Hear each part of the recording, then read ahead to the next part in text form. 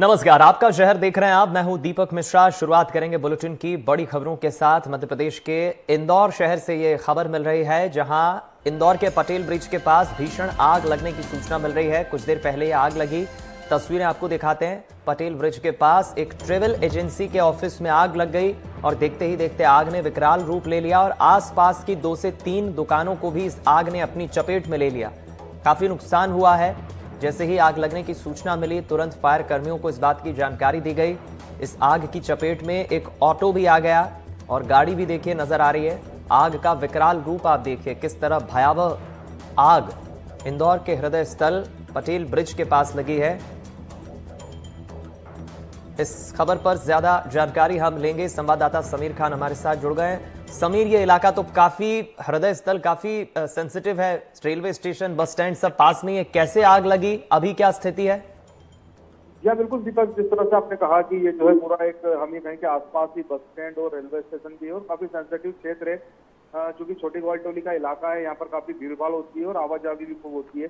तो यहाँ पर जो एक दुकान है जो ऑयल का कारोबारी है और टायर का कारोबारी बताया जा रहा है प्रारंभिक तौर पर, उसके ही जो है पहली दुकान में जो है अचानक आग लगी। तो आग की वजह गर्मी को बताया गया है प्रारंभिक तौर पर। हालांकि फिलहाल जो है फायर ब्रिगेड की टीम इस पूरे घटनाक्रम की जांच कर रही है और देखते ही देखते जब यहाँ पर टायर और तेल जो रखा हुआ था, ऑयल रखा हुआ था, उस आग ने विकराल रूप ले लिया। आसपास जो कुछ मैकेनिक की दुकानें थी उनको भी अपनी चपेट में ले लिया। यहाँ तक कि जो मैकेनिक की शॉप के बाहर खड़े वाहन थे उन्हें भी अपनी चपेट में लिया। एक ऑटो और एक 2 व्हीलर वाहन तो जो है पूरी तरह से जलकर खाक हो गया। हालांकि आग लगने की सूचना मिलने के फौरन बाद जो है फायर ब्रिगेड और पुलिस विभाग का अमला मौके पर पहुंच गया था। आसपास के लोगों ने, रहवासियों ने या हम ये कहें कि राह चलते लोगों ने भी फायर ब्रिगेड की मदद की और इस आग पर फौरन काबू पा लिया। अगर ये आग और ज्यादा विकराल रूप लेती तो बड़ा हादसा हो सकता था। पास में ही रहवासी इलाका भी है। फिलहाल जो है आग पर काबू पा लिया गया है और आग के कारणों का पता लगाया जा रहा है। चलिए, बहुत शुक्रिया समीर जानकारी पहुंचाने के लिए, इस खबर पर हमारे साथ जुड़ने के लिए।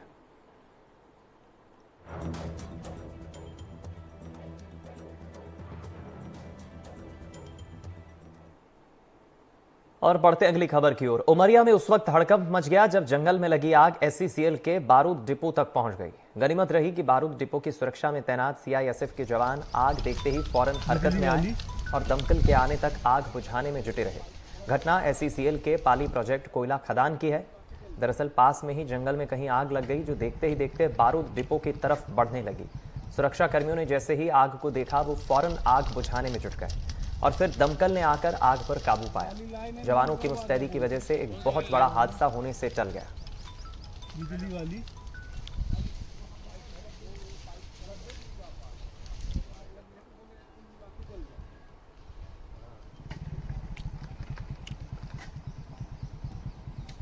इस खबर पर ज्यादा जानकारी लेंगे हम। संवाददाता एजाज खान हमारे साथ जुड़ गए उमरिया से।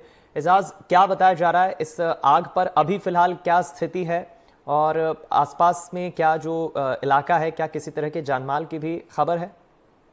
जी, मैं आपको बताना चाहूंगा कि एकाएक जंगल में आग लगी थी और वो आग बढ़ते बढ़ते पाली प्रोजेक्ट कोल माइंस की तरफ आ गई और वहां पे जैसे ही सूचना SISF जवान को मिली तो वो तुरंत, मतलब वो आग बारूद भंडारण कक्ष जो है कोल माइंस का, उस तरफ जा रही थी। वहां पे सुरक्षा पे लगे जवानों ने तत्परता से उस आग पे काबू पाया और थोड़ा बहुत जो आग बची थी वो दमकल के आने से वो भी काबू में हो गई। और जानकारी के मुताबिक ये बताया जा रहा है कि किसी भी प्रकार की कोई हानि नहीं हुई। अगर ये आग बढ़ती तो हानि का अंदेशा बन सकता था। चलिए, बहुत शुक्रिया एजाज जानकारी पहुंचाने के लिए, इस खबर पर जुड़ने के लिए।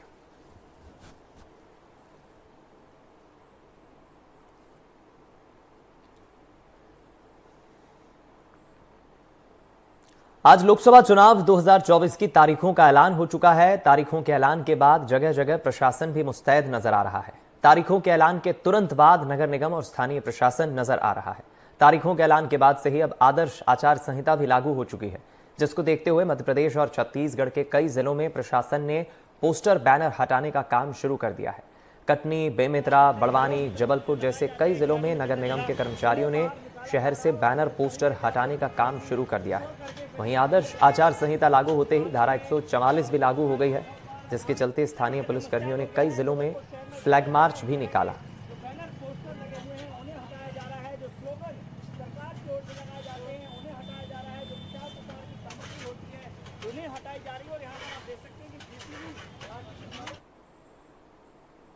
खबर ग्वालियर से है, जहां आचार संहिता लगते ही पुलिस सड़कों पर उतरकर फ्लैग मार्च करने लगी। आपको बता दें, लोकसभा चुनाव की तारीखों की आज घोषणा हो गई है और इसी के साथ पुलिस अब अलर्ट मोड पर आ गई है।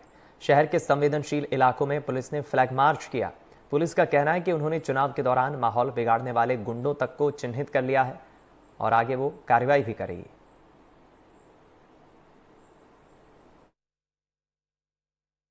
देखिए, जितने भी क्रिमिनल डेटाबेस है उसके आधार पे हमारे जो मध्य प्रदेश के बॉर्डरिंग डिस्ट्रिक्ट्स हैं, बॉर्डरिंग डिस्ट्रिक्ट्स के जितने भी वारंटी हैं या जो इनाम घोषित हुआ है, जिन पर जो फरार हैं, उनकी सूचियां हमने सभी अपने with in Madhya Pradesh share की हैं। बहुत सारे ऐसे क्रिमिनल्स हैं जो अन्य राज्यों के हैं, उत्तर प्रदेश के भी हैं, राजस्थान के भी हैं। उन राज्यों के संबंधित पुलिस अधीक्षकों को भी हमने सूचियां साझा की हैं। उनसे अनुरोध किया है कि इनके बारे में वो छानबीन कराएं और कोई जानकारी मिलती है तो उनको गिरफ्तारी मदद करें। तो ये डाटा शेयरिंग लगातार इलेक्शन प्रोसेस में चलेगा, जिससे कि अपराधी क्राइम करके दूसरे जिले में रह रहे हैं या दूसरे राज्य में रह रहे हैं, उनकी गिरफ्तारी हो सके और इलेक्शन प्रोसेस में किसी प्रकार का व्यवधान न कर सकें। लोकसभा चुनाव की घोषणा के बाद आदर्श आचार संहिता लागू हो गई है। आदर्श आचार संहिता लगते ही पुलिस और नगर निगम अलर्ट हो गया है। जहां पुलिस एक तरफ फ्लैग मार्च कर रही है तो दूसरी तरफ निगम जगह जगह लगे पोस्टरों को हटा रहा है। शहडोल से जायजा लिया हमारे संवाददाता विनय तिवारी ने। लोकसभा चुनाव की घोषणा होते ही आदर्श आचरण संहिता लागू हो गई है। उसके साथ ही शहडोल का जिला प्रशासन भी आदर्श आचरण संहिता लागू होते ही संपत्ति विरूपण अधिनियम के तहत प्रशासन द्वारा कार्रवाई की जा रही है। आप देखिए सामने, ये देखिए संपत्ति, जितने भी पोस्टर शहर में पोस्टर लगे हुए, प्रचार सामग्रियां लगी हुई हैं, वो सारी हटाई जा रही हैं। साथ ही आदर्श आचरण संहिता लागू हो गई, इसके चलते जो भी सड़कों पे और अन्य जगहों पर जो भी चुनाव प्रचार या अन्य जो भी प्रचार सामग्रियां लगी हुई थी, उनके फ्लैक्स हटाए जा रहे हैं, झंडे, पोस्टर, बैनर सभी हटाए जा रहे हैं। साथ ही मैं आपको बता दूं कि आदर्श आचरण संहिता लागू होते ही संपत्ति विरूपण अधिनियम की कार्रवाई शुरू हो गई है। शस्त्र लाइसेंस निलंबित कर दिए गए हैं। अब राजनीतिक पार्टियों को कोई भी सभा आयोजन के लिए पूरी तरह से अनुमति लेनी पड़ेगी, जो भी नियम में है। साथ ही राजनीतिक दलों को सभा, अन्य जुलूस निकालने के लिए भी अनुमति लेनी पड़ेगी। पूरी तरह आदर्श आचरण संहिता लागू हो गई और साथ ही प्रशासन भी इस आदर्श आचरण संहिता के तहत जो भी कार्रवाइयाँ होती है वो कार्रवाइयाँ शुरू हो गई। आप मुझे देखें, ये सामने ही नगर पालिका के प्रशासन द्वारा जो भी प्रचार सामग्री या जो भी फ्लैक्स और झंडे, बैनर, पोस्टर लगे थे, उन्हें हटाया जा रहा है। ये आपको मैं बता दूं, शहडोल लोकसभा की जो सीट है उसमें प्रथम चरण पर ही मतदान होगा और उस मतदान की भी के साथ ही जो अधिसूचना है 20 मार्च को जारी की जाएगी और इसके साथ ही नॉमिनेशन फाइल होने की प्रक्रिया शुरू होगी। शहडोल से एनडीटीवी के लिए विनय तिवारी। इधर रायगढ़ से खबर है, जहां एक व्यापारी की चाकू मारकर हत्या कर दी गई। मृतक व्यापारी का नाम अभिषेक केशवानी बताया जा रहा है, जिसकी दिन दहाड़े हत्या कर दी गई। इस वारदात के बाद अब इलाके के लोग दहशत में हैं। फिलहाल पुलिस की टीम मामले की जांच कर रही है। रायगढ़ के एक व्यापारी की, अभिषेक केशवानी नामक एक व्यापारी की दिन दहाड़े हत्या कर दी गई। बड़ी खबर रायगढ़ से है, जहां क्षेत्र के लोग अब दहशत में हैं। दिन दहाड़े इस तरह एक व्यापारी की हत्या की गई। हालांकि कारणों का पता नहीं चल पाया है कि किस मकसद से इस वारदात को अंजाम दिया हत्यारों ने, क्यों हत्या की, वारदात को अंजाम दिया।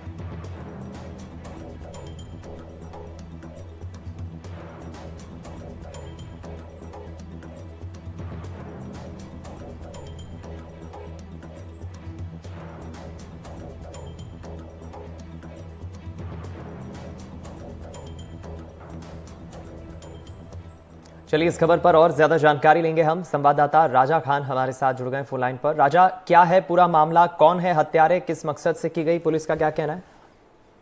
जी, ये सारंग जिले का एक बहुत बड़ी घटना है, जहां दिन दहाड़े एक व्यापारी की चक्कू मारकर हत्या कर दी गई है। ये एक बहुत बड़ी घटना है। जहां तक घटना के बाद में तत्काल वहां से आरोपी फरार हो चुके थे, पुलिस जांच में जुट गई थी। अभी विशेष सूत्रों से जानकारी मिली है कि व्यापारी का किसी महिला के साथ अवैध संबंध था, जिसको महिला के बेटे के द्वारा उस व्यापारी को मारा गया है। एक सूत्रों के हवाले से खबर मिली है। जी, बहुत शुक्रिया राजा जानकारी पहुंचाने के लिए इस खबर पर।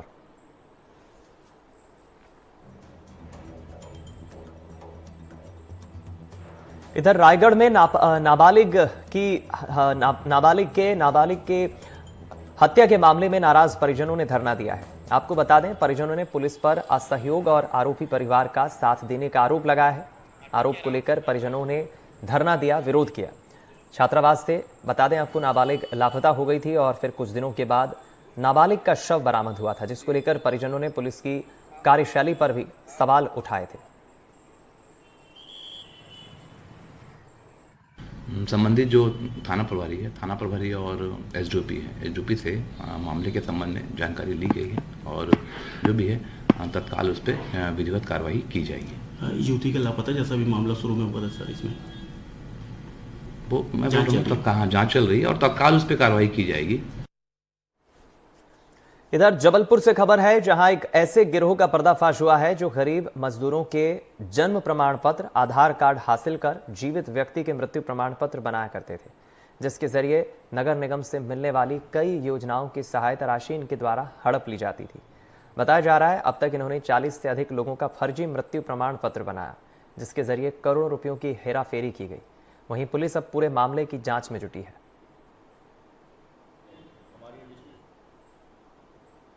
प्रकरण को इन्वेस्टिगेट किया।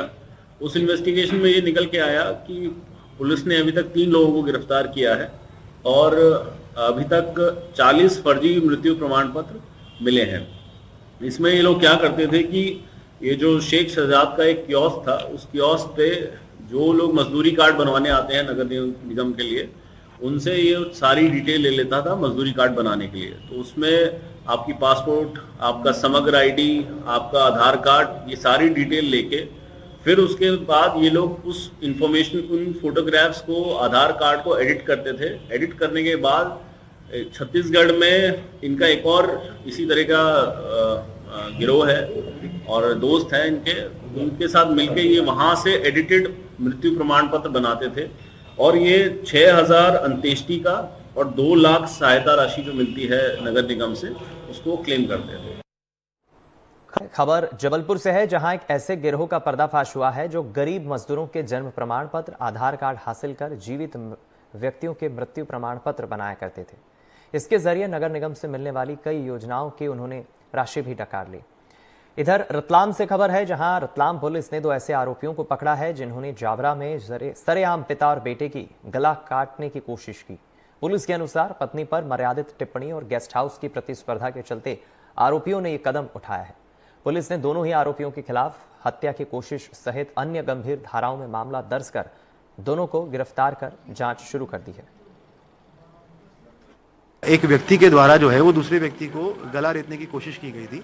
उसमें घटनाक्रम कुछ इस प्रकार है कि दोनों का एक रेस्ट हाउस है हुसैन टेकड़ी के ऊपर और उसी को लेकर इनमें वाद विवाद चल रहा था।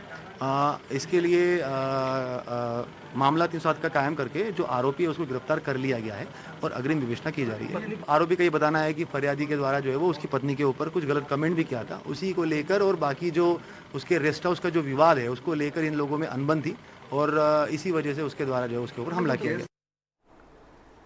दुर्ग में खाद्य विभाग और पुलिस ने संयुक्त कार्रवाई करते हुए पीडीएस चावल के 40 बोरे बरामद किए हैं। आपको बता दें, पुलिस को सूचना मिली थी जिसमें पुलिस ने पहुंचकर एक मकान पर छापा मारा जहां पीडीएस चावल को बरामद किया गया।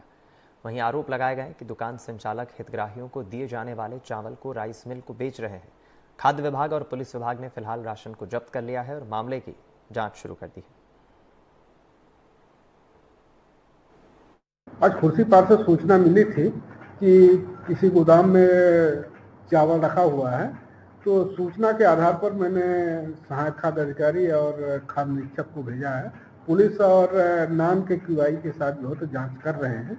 जांच रिपोर्ट आने पर आगे कार्रवाई की जाएगी। प्रकरणों में तो एफआईआर दर्ज की गई है, जिसकी पुलिस भी फिर से जो है तो जाँच कर रही है और इसके बाद जो है पुलिस के द्वारा जो है चालान प्रस्तुत किया जाएगा। बेमेतरा जिले के बेरला ब्लॉक के अंतर्गत आने वाले ग्राम पंचायत बारगांव में एनडीटीवी की खबर का असर हुआ है, जहां एनडीटीवी ने प्रधानमंत्री किसान सम्मान निधि में फर्जीवाड़े की खबर को प्रमुखता से दिखाया था, जिसके बाद जांच टीम ने अपनी कार्रवाई शुरू कर दी है। प्रारंभिक जांच में 100 करोड़ के फर्जी भुगतान की जानकारी सामने निकल कर आई है। आपको बता दें 89,195 अपात्र किसानों के खाते में 100,04,636 रुपए की राशि का भुगतान किया जा चुका है। कृषि विभाग के अधिकारियों का दावा है कि कुछ फर्जी किसानों से उन्होंने 20,66,000 की वसूली की। मामले में जहां किसानों ने जांच की मांग की है, तो वहीं कलेक्टर ने भी माना है कि किसान सम्मान निधि में गड़बड़ी हुई है और खबर दिखाए जाने के बाद विभाग ने कार्रवाई शुरू कर दी है। में जाओ आप ना, ठीक है, आगे निकल जाए। 88,160 फर्जी किसान बेमेतलब जिला में है मात्र, और लगभग 100 करोड़ के आसपास मतलब जारी हो चुके हैं, और 20 करोड़ से कुछ ऊपर वसूली हुए मात्र शासन पसंद। बाकी पैसा का हुई, कैसे हुई, एमन कैसे ढंग के बांटीन, ये का आधार में पैसा बांटीन, ये बहुत बड़े जांच के विषय है। और जांच अगर हम प्रदेश स्तर में हुई तो मैं कहता हूँ तो अरबों पहुंच जाए, कर पैसा के पूरा खानगी है। सुने में आवा थे कवर्धा में तो लाखों फर्जी किसान है करके, निश्चित तौर धीरे धीरे फोन आवाज जाते हैं, कैसे निकाले का निकाल ऐप लोग पूछते हैं, बतावा जाते हैं, जानकारी हो जाते हैं। क्या होना चाहिए? बिल्कुल जांच करके उचित कार्रवाई नपेंगे, निश्चित तौर पे इसमें अधिकारी नपेंगे, मेरे पूरा भरोसा है इसमें। और आप लोग जो कर रहे हैं पूरे देश के मीडिया, बेमेतरा जिला जितने मीडिया हैं उनको हार्दिक धन्यवाद देता हूं कि किसान के पीछे आप लोग इस आवाज को उठाने में जो सहयोग किया, आप लोग धन्यवाद पात्र हैं। हमारे जिलाधीश भी उतने धन्यवाद पात्र हैं, तत्काल एक्शन लिया उसके लिए। प्रधानमंत्री किसान सम्मान निधि में जिले में के गांव बारगांव में कुछ अपात्र व्यक्तियों द्वारा किसान सम्मान निधि की राशि लेने की शिकायत मिली है, और उसमें शिकायत में बहुत संख्या में लोग ऐसे अपात्र पाए गए हैं जिन्होंने किसान सम्मान निधि की राशि पिछले 2-3 साल में ली है। हमने डीडी एग्रीकल्चर और लीड डिस्ट्रिक्ट मैनेजर और तहसीलदार की एक समिति बनाई है जो इसकी जांच कर रही है, और जांच के बाद दोषियों के विरुद्ध कार्रवाई की जाएगी। इसमें 20 लाख रुपए की रिकवरी भी हुई है, और जो भी राशि अपात्र व्यक्तियों के द्वारा ली गई है उसको हम वापस शासन के खाते में जमा करवाएंगे। मध्य प्रदेश हाईकोर्ट की ग्वालियर बेंच ने रसूखदारों को दिए जाने वाले सुरक्षा गार्ड मामले में नाराजगी जाहिर की है। साथ ही ये भी कहा है कि अगर ये गार्ड नेताओं या अन्य लोगों के रसूख की जगह थानों में ड्यूटी कर रहे होते तो इनसे महिला और बच्चों की सुरक्षा और मजबूत होती। कोर्ट ने 2 नेताओं की सुरक्षा गार्ड वापस लेने के आदेश तो दिए ही, साथ ही इनकी सेवा के बदले करोड़ों रुपए वसूलने के भी आदेश दिया है। एक्चुअली 2 लोगों द्वारा जो माननीय उच्च न्यायालय में एक सिंगल बेंच साहब के समक्ष याचिका प्रस्तुत की थी बहुत 10 साल के करीब पहले, और उसमें ये कहा गया था कि उनको एक प्रकरण में गवाही देना है, और उस गवाही के वजह से उनकी अंदरूनी दुश्मनी है, और उस दुश्मनी के चलते उनकी जान को खतरा है। माननीय उच्च न्यायालय द्वारा उसमें कहा गया था कि आप यदि गार्ड का खर्चा जमा करते हैं तो आपको PSO मुहैया कराया जाए। उनके द्वारा गार्ड का पैसा पेमेंट नहीं किया गया, और वो प्रकरण भी बीच में निबट गए। तो अब निसंदेह कोई जान को खतरा भी नहीं है, और उनको जो माननीय उच्च न्यायालय द्वारा इंटरिम रिलीफ दिया जाकर उनको पुलिस मुहैया कराई गई थी गार्ड की, उसका भी जो खर्चा था इंटरिम ऑर्डर में वो भी जमा नहीं कराया। तो ऐसी याचिका कल माननीय उच्च न्यायालय के समक्ष सुनवाई हेतु नियत थी। माननीय उच्च न्यायालय द्वारा कहा गया है कि इंटरिम ऑर्डर के तहत आपने सुविधा तो ली पुलिस की, पर पैसा तकरीबन 2 करोड़ 68 लाख रुपए जो इस बीच में संबंधित की वेतन और भत्तों का हुआ, वो शासकीय नोटिफिकेशन के अनुसार आपने जमा नहीं किया, और अब आपकी जान को कोई खतरा भी नहीं है। ऐसी स्थिति में माननीय उच्च न्यायालय द्वारा उस याचिका को समाप्त किया गया है। तो निश्चित रूप से जो गार्ड लगे हुए हैं उनको हम वापस लेंगे। खबर मंडला से है, जहां रेत माफिया पर पुलिस लगातार कार्रवाई कर रही है। पुलिस ने जिले के एक चर्चित रेत माफिया के खिलाफ कार्रवाई की है। पुलिस ने रेत के अवैध उत्खनन को करने के आरोप में राजू खान को गिरफ्तार किया है। राजू खान पर आरोप है कि जिले के टाटरी, कामता और बमनी क्षेत्र में रेत की चोरी की जा रही थी। सोशल मीडिया पर इसका वीडियो भी वायरल हुआ था जिसमें वो रेत की चोरी करते नजर आया। पुलिस ने आरोपी को गिरफ्तार कर जेल भेज दिया है। 2 दिवस पूर्व टाटरी चौकी के द्वारा एक रेत का ट्रैक्टर ट्रॉली पकड़ा गया था, जो कि कथित रेत चोर जो है राजू खान इसके भाई का था। उसके पश्चात वो ग्रामीण जनों को धमकी दे रहा था कि तुमने पुलिस को सूचना दी और इसकी वजह से हमारा ट्रैक्टर ट्रॉली पकड़ा गया है। साथ ही उसके द्वारा अनर्गल भाषा का भी उपयोग सभी के विरुद्ध किया जा रहा था। उसके आधार पे उसके विरुद्ध प्रकरण दर्ज करके उसे जेल भेजा गया है। जैसा कि पहले भी एक और व्यक्ति था जिसने की वीडियो अपना वायरल किया था, उसको भी कार्रवाई की गई और उसकी ट्रैक्टर ट्रॉलियां और जेसीबी पकड़ी गई थी। साथ ही अभी तक इस वर्ष 35 प्रकरण रेत के दर्ज किए गए, जिसमें अलग अलग वाहनों को जब्त किया गया है और अलग अलग लोगों को गिरफ्तार किया है। खबर भोपाल से है, जहां लोकायुक्त पुलिस ने कार्रवाई की है और रोजगार सहायक को रिश्वत लेते रंगे हाथों गिरफ्तार किया है। आरोप है कि रिश्वत की राशि विनोद सेन ने बलराम योजना के अंतर्गत पोखर बनवाने की स्वीकृति प्रदान करवाने के लिए रंजीत सिंह से मांगी थी, जिसकी शिकायत रंजीत सिंह ने लोकायुक्त भोपाल मनु व्यास को की, जहां शिकायत पर लोकायुक्त ने यह कार्रवाई की।